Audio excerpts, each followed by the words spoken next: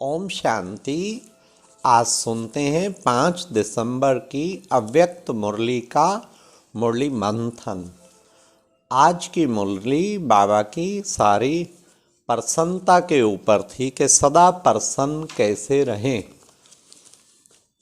क्योंकि प्रसन्नता सबसे बड़ा जीवन में उपहार है जो प्यारे बाबा से हम बच्चों को मिला है। इसलिए हमें सदैव प्रसन्न रहना है। तो बाबा ने आज प्रसन्नता के ऊपर मुरली में बाबा ने कहा कि बाप दादा क्या देख रहे थे।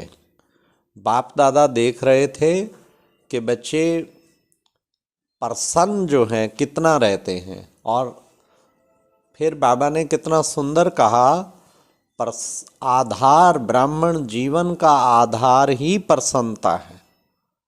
फिर सदा प्रसन्न रहते हैं या कभी कभी प्रसन्न रहते हैं, ये बाबा ने कहा।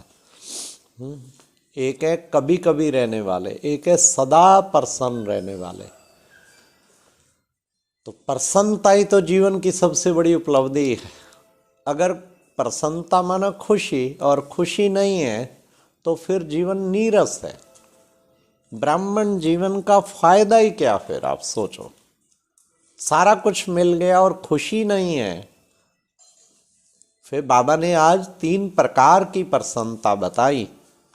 कौन सी 3 प्रकार की प्रसन्नता? एक स्वयं से प्रसन्न, दूसरा बाबा ने कहा दूसरों से प्रसन्न, तीसरा सेवा से प्रसन्न। ये 3 प्रकार की प्रसन्नता है। फिर बाबा ने कहा स्वयं से भी कहीं अप्रसन्न रहते हैं। दूसरों से तो काफियों की कुछ ना कुछ कंप्लेंट्स होती, लेकिन स्वयं से भी अप्रसन्न रहते हैं। और स्वयं से अप्रसन्न होने का कारण बाबा ने बताया, स्वयं की प्रसन्नता ना होने का कारण एक भूल। वो क्या? जो पहला पार्ट, वो मैं कौन, ये भूल जाते हैं। जो बाबा ने इतने टाइटल दिए हैं उन टाइटल्स को भूल जाते हैं। मैं कौन? तो मैं वास्तव में कौन हूँ? मैं हूँ एक महान आत्मा, एक श्रेष्ठ आत्मा, एक उच्च आत्मा। उस बात को सदैव याद रखें। तो बाबा ने आज कहा कि इस भूल को नहीं, मैं कौन हूँ? मैं कोई साधारण आत्मा नहीं हूँ, मैं विशेषताओं से भरी हुई आत्मा हूँ। मैं प्रभु प्रिय रतन हूँ, लाइट हाउस हूँ, माइट हाउस हूँ। ये बात सदैव याद रहनी चाहिए। फिर बाबा ने कहा स्वयं प्रसन्न नहीं रहते, उसके 2 कारण खास हैं। वो 2 कारण क्या है? या तो दिलशकस्त हो जाते हैं बच्चे। हाँ, दिलशकस्त नहीं होना है ना। बस बहुत ही मन में क्या करूं, कैसे करूं, कितना तो कोशिश कर रहा हूं, मेरे से होता ही नहीं पुरुषार्थ। हाँ, दिलशकस्त हो जाते हैं। दूसरे के अच्छे पुरुषार्थ को देख के भी दिलशकस्त हो जाते हैं। मेरा ही पार्ट ऐसा है, मेरा ही दुर्भाग्य ऐसा है। कईयों को प्राप्तियां काफ़ी हैं तो उसको देख के अलपकाल उनको प्राप्तियां काफ़ी हैं, उससे भी ये प्रसन्न हो जा। दिलशकस्त नहीं होना। और दूसरा बाबा ने कहा ईर्ष्या। ये कितना भाग्यवान है, ये देखो कितना इसका भाग वाला, इसका तो भाग कमाल है, चमक रहा है। लेकिन ये ईर्ष्या जो है, वो बाबा ने कहा ईर्ष्या का सांप लेट गया ना, फिर प्रसन्नता नहीं रहेगी। तो ये ईर्ष्या नहीं होनी चाहिए। कहते ईर्ष्या नहीं, ईश्वर चिंतन करो।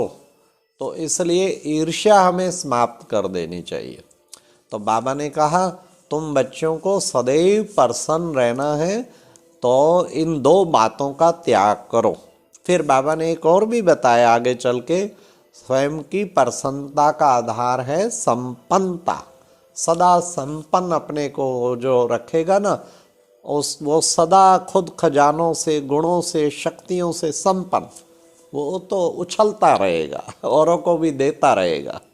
उसको तो कितनी प्रसन्नता रहेगी। जो खाली है ना, वो जो है अप्रसन्न रहता है। फिर बाबा ने और भी बताया, वो क्या? संतुष्टता। प्रसन्नता का आधार है संतुष्टता।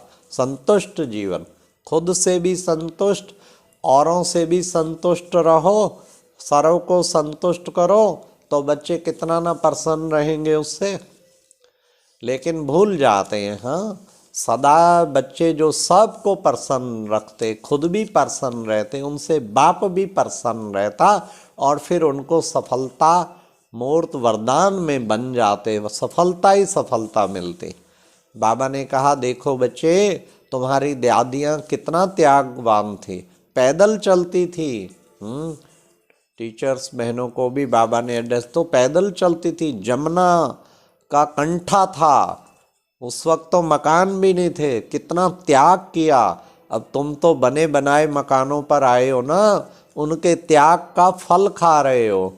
हाँ, तो बाबा ने कहा एक ही कमरा होता था रात को सोने के लिए और दिन में सेवा करने के लिए, तो कितना त्याग किया उन्होंने, उसका फल अब सब प्राप्त। फिर भी प्रसन्न रहती थी, मलाई मस्ती रहती थी, कितना मलाई मस्ती रहती थी, सुनो तो सही कभी।